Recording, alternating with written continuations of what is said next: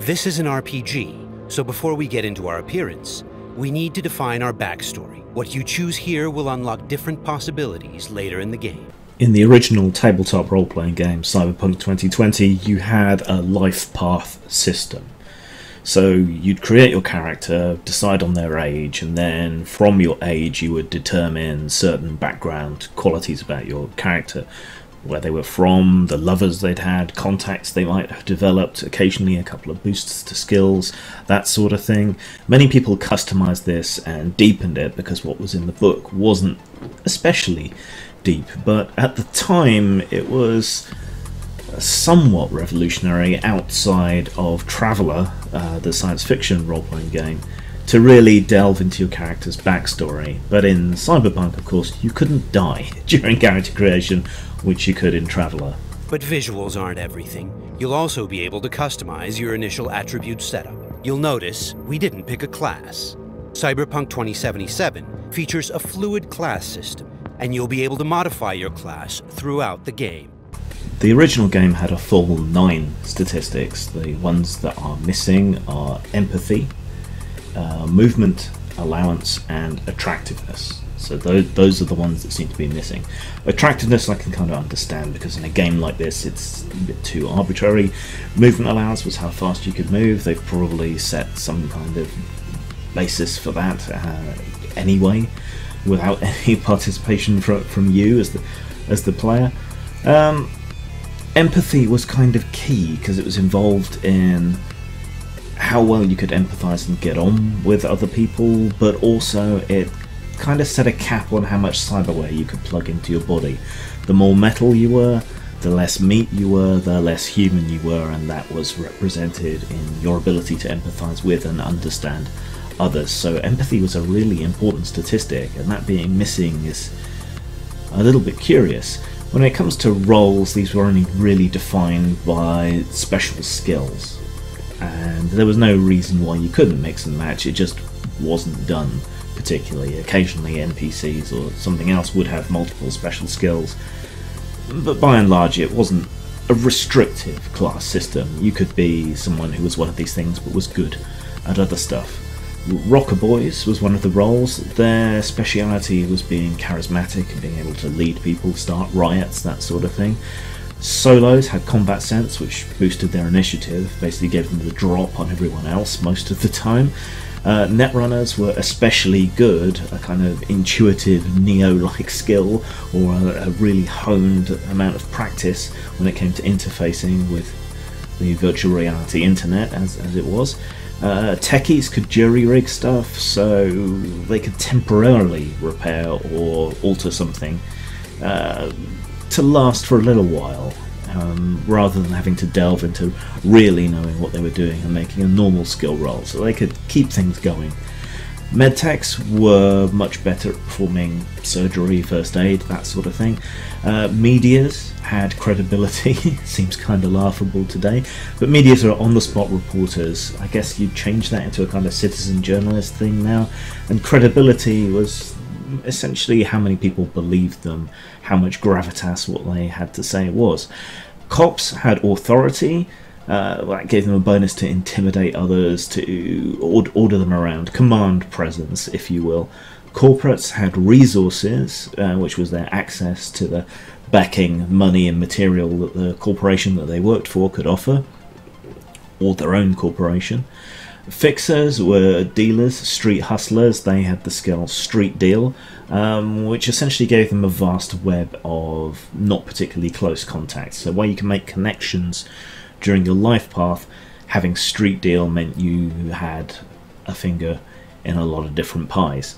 And nomads had the special ability of family, which allowed them to call in people from their bike gang or whatever mobile group of people it was that they belonged to. It'd be interesting to see how this pans out in the game. Oh, are we fucking late? Is that her? Is that our target, V? Room's too simple. Not our girl, I think. Keep looking. It looks like these scavengers are kidnapping people to harvest their implants. Organ legging is a common trope in a lot of dystopian near-future fiction. It's very much present in Judge Dredd, for example. In Cyberpunk, implants might get as much or more and are far easier and require less expertise to extract from a corpse than organs, but this is very much part of the game and was a good way for street level characters to make money quite quickly. Whether you'll be able to dismantle, dismember and rob bodies of their implants in this remains to be seen. We'll take a reflex booster that temporarily allows us to use the Koreznikov ability. One implant you could take were reflex boosters. These were things that boosted your initiative and allowed you to act much more quickly. They basically supercharged your reflexes, your coordination, your reaction time. It seems they've taken a route where you don't just implant it, you have to activate it using some kind of stimulant, and that's a little odd and a bit of a change. This is Koreznikov.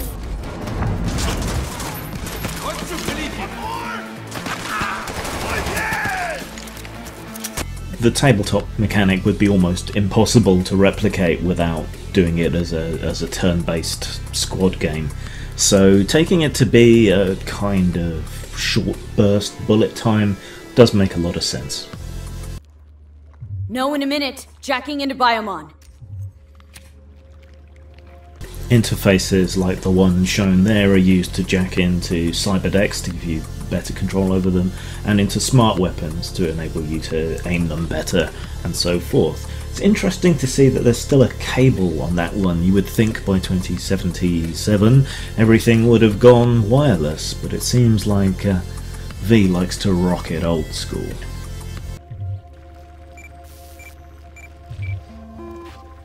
Sandra Dorset, NC 570442. Got a winner. Or she will be if we can get her to a hospital. Sheesh. Trauma Team Platinum, too. Platinum? Shit, TT should have swooped in if she sneezed. Trauma Team and their competitors, REO Meatwagon, are paramedics, where the para stands more for paramilitary. They have access to high-speed, armed, and medically beladen AV4s, that's aerial vehicles, and they will swoop in, minigun anything that looks like it's a threat in order to pick up the person who's paid. For medical insurance, you basically pay ahead of time and it goes against the cost of your treatment, and they will even try and revive you at the scene. It's a good way of having something powerful and rapid response to back you up. I had characters in some games falsely set off their biomonitors in order to create a distraction. Something's jamming the Biomon signal. Talk to me, T-Bug. Virus, probably. Locate our neurosocket. Should be a shard slotted in. Shit's probably on that. If we clear it, free up the signal, TT could actually drop in, take her off our hands. Got the shard. Removing it now. Done. Greetings, Sandra. An emergency evacuation unit has been dispatched. Slots in your stack could be used to jack in skills that you otherwise didn't have, with companies offering different chips with different skills. So if you wanted to go windsurfing but you'd never been before, you could jack a chip in and have a basic level of competence in that before you went off doing it. Or if you wanted to learn how to shoot a gun without having to spend any time at the range, you can get a basic level of competence from that. Stand clear. Landing. Stop where you are. And here comes the Trauma Team right on cue, exactly as I described, though that looks like an upgrade from an AV4. Maybe the Platinum accounts get access to heavier artillery to come and back them up. It certainly looks like it. Kuroshi, you'll have seen a sign in the background there, they're a Japanese maker of high-end cyber optics.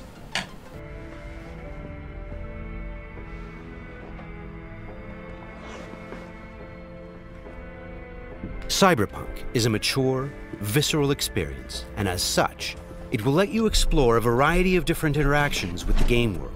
And as you just saw, its people. Hello, Night City. Your man Stan here with us. You can cheat on all last night's bids.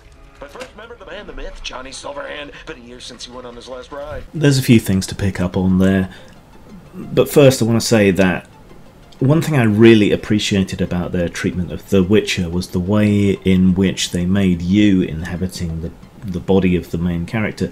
They made you feel attractive.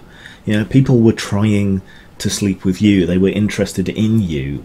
And that was an interesting reversal of the way in which BioWare has handled a lot of their romance options, so I hope we see some more of that within Cyberpunk.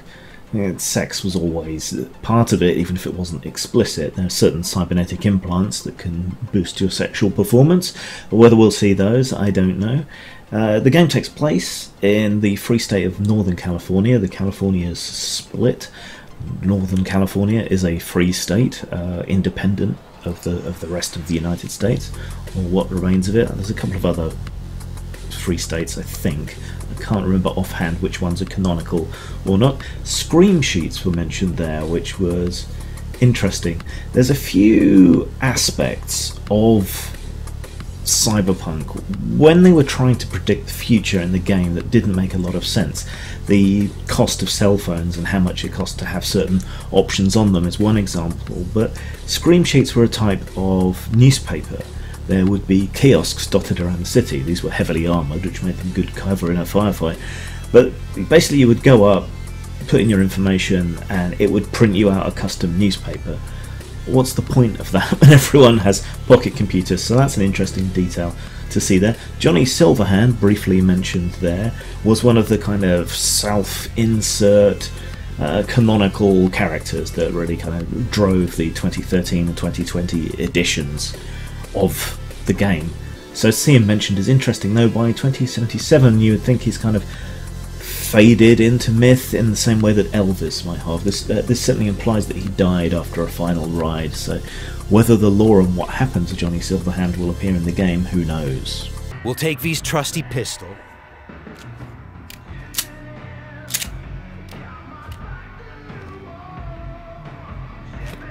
And also grab our jacket. Since Cyberpunk 2077 is an RPG, the jacket not only provides us with protective stats like armor, but it also increases our street cred. Street cred is a form of experience the player acquires by completing side missions. It is used to unlock new vendors and content throughout Night City. Fashion always played a big role in Cyberpunk, but within your own games you had the options to interpret that in various different ways, however you wanted, in terms of bonuses and whatever else, and in terms of style. In a computer game, that's going to have to be mechanically set, and the game's idea of what looks cool may not necessarily fit with your idea of what looks cool, but as a mechanic for unlocking people and so forth, unlocking traders, all the rest of it, that's a good way of approaching it. The very first stages of food production with bioquality that even Mother Nature can enter. Try out our freshly developed tank and let your tongue be amazed. Yum. While the preview was focusing on the interactivity of the surroundings, the advertising and the vendors and so on, what caught my eye was this list of weapons up on the wall.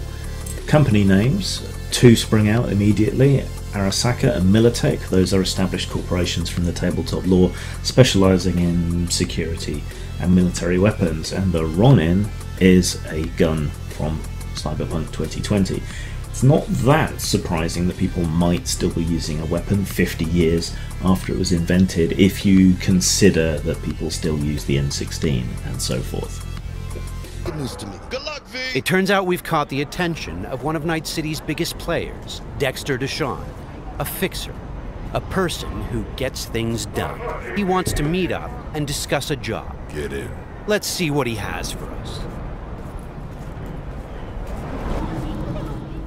Yo, Miss V, a pleasure. Fixers set people up with each other, sort out jobs, and so on. In the tabletop game, Fixer is a role that you can inhabit. So a corporation might come to you to organise a team to go on a mission, and you might go with them or supply them with equipment, and so on. So it's a good way of getting a hook in. But I already covered that. What I want to cover here is look at the way this guy's dressed, his cybernetics and so on.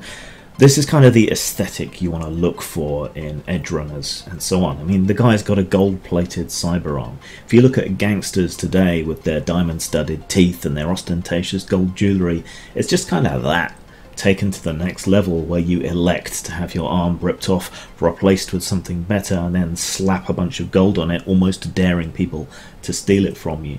You got to have a pretty good rep to get away with that. We're on it all, I think. Time I got to work. Beautiful. Here's hoping my inkling checks out. So, see you at the afterlife soon as the job's done. Do good, and this'll be the start of a beautiful friendship based on heaps of eddies. The Afterlife is, or was, a club and bar favoured in particular by solos, the mercenaries of the setting, the combat class, the main combat class of the setting. They're kind of people who'd be wealthy enough and dangerous enough that you wouldn't knock down their club in the intervening 50 years, so I guess that makes sense. We're at a Ripper Doc clinic. Ripper Docs are specialist vendors who offer people the possibility to install or upgrade their cyberware. Vicky, spry as ever, you old Ripper. Hernandez pounces on the chance, coming in with a couple of hooks. Gaining the upper hand pretty darn quickly. Need to bump up my specs and get a grip. Really? Now? Finally? Vic, shit just got real. Hitting the major leagues. Got a job from Dexter Deshawn. The Dexter Deshawn? Yeah, that is something. But let me guess. Hasn't paid you yet. Ripper Docs are off-license cybernetics technicians, medtechs, but working for the underground. You can think of them like the disbarred doctors and that the mafia and so on go to deal with gunshot wounds so that it doesn't cause any problems. Now you present yourself and you go under the knife with these guys, but these are the same guys that are buying or selling organs and cybernetics that have been ripped out of dead people. So you're always kind of taking your life in your hands when you go to one of these guys. Whether that will play out, we'll have to wait and see, but it looks like the guy you start with is trustworthy even if he's not necessarily all that competent. We're going to install both an optical scanner, Mark 1, like I said. Decent enough scanner. Displays data on your cornea. and a subdermal weapon grip. The link's not labeled. And to be perfectly honest, not entirely sure where the hell I got it. Still, looks like it'll talk to Kuroshi Tech. Now if you look closely at the screen there, you'll see that there is a humanity cost associated with each implant. These are all quite low, but this may simply be because these are modifications to cybernetics that you already have, such as an eye and arm, your basic interface implant and things like that. In the tabletop game it was a random amount, so you're never entirely sure quite how badly off you were going to be in terms of humanity. But there is no empathy stat, so how this affects you during play, whether it makes you more likely to go into an uncontrollable berserker rage at some point or what, isn't exactly clear, but humanity is there, and that's good because it's a key and important part of the setting. And if there hadn't been a cyberpunk, there might not have been a vampire. Jackie's car is a super-powered sports car running on Chew-2, the super fuel of the future. Players can explore Night City freely, in many different cars, on bikes, and in other types of vehicles. In 2020 there were still large fossil fuel companies like Petrochem, who still handled plastics and petroleum derivative products. Chew-2 is produced by biofuels, and it's basically a altered form of alcohol which powers most of the vehicles in this, unlike the way we seem to be headed in real life. But with all that land turned over to biofuels, even if we're talking about GM crops and everything, you can look at there being a lot more pressure when it comes to food. Perhaps that will come out in some of the background. Psychoborgs chromed out with military-grade hardware worth millions. Should be The guys we're about to meet are dangerous. They are members of the Maelstrom gang, and their obsession with body modification goes way beyond even this world's standards. Maelstrom are a gang that goes back to Cyberpunk 2020. Again, they're a combat gang, a combat-oriented gang, so hence the desire for the best implants, the best cybernetics, the best tech, and they have serious addictions to combat drugs. Surprised to see them still around 50 years later. The bot. Need to see it. Suit yourself. Fucking tricked out, state-of-the-art this thing. Don't even got no standard port. Bells and whistles though, dynamic camo armor and motor impulses rivaling that of the human nervous system. Its actuators are actually pimped with titanium fiber, and it can go anywhere, literally. Watch this.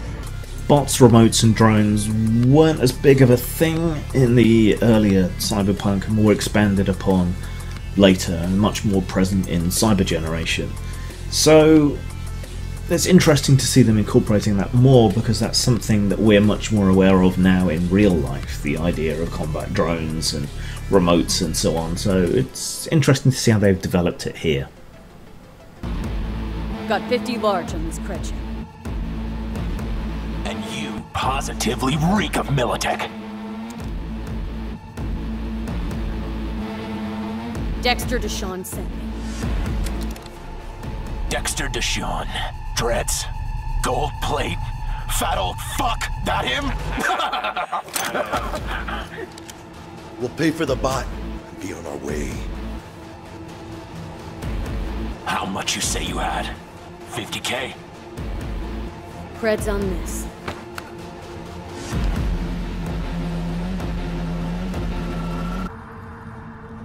Move it.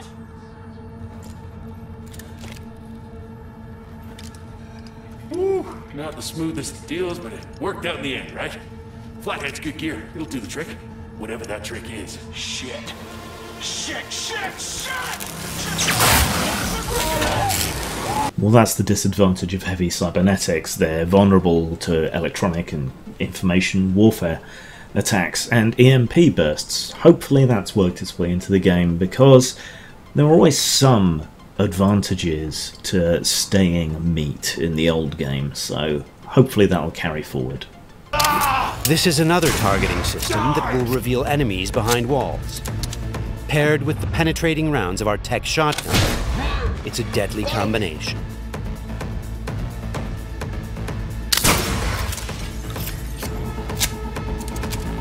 Looks like we found some loot.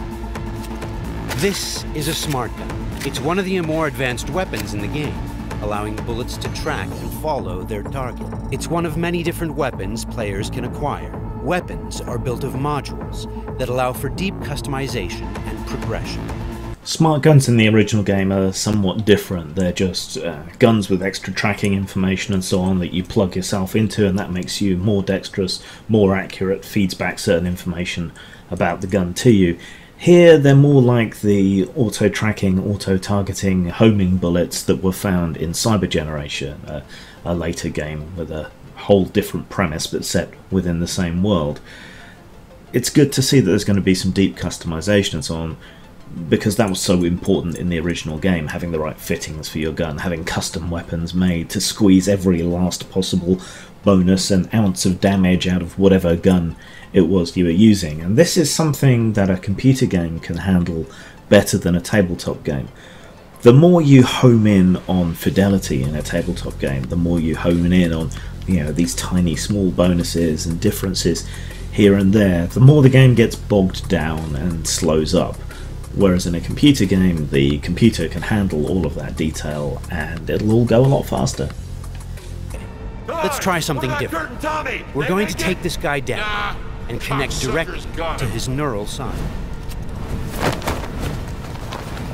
In the world of Cyberpunk, once you are jacked into a network, you have access to everything it connects to.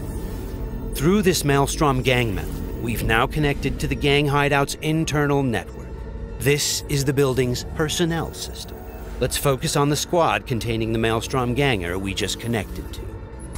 Net running is majorly important to any Cyberpunk game. Hacking. You have to have a decent system for this. And RPGs have tended not to do very well in having good systems for handling hacking.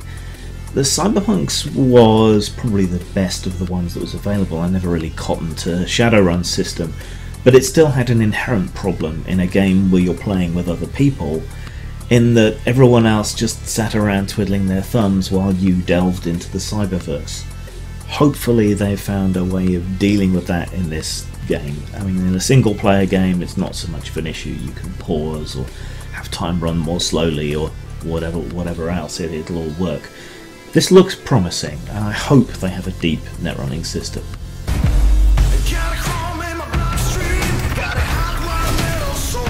This concludes our gameplay demo walk. Thanks for watching.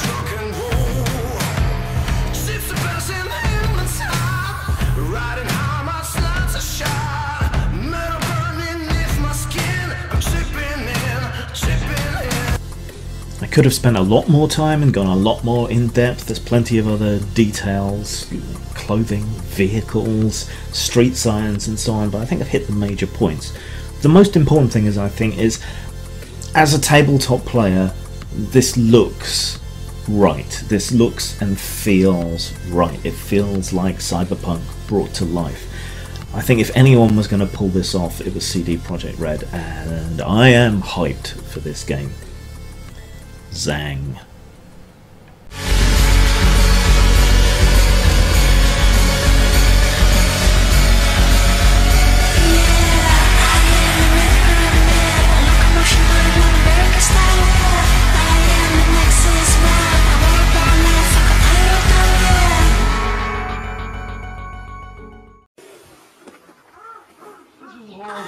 Today. See, I don't like the, I have, okay, like a lot of you, I hate a lot, you know? But I hate with style and creativity.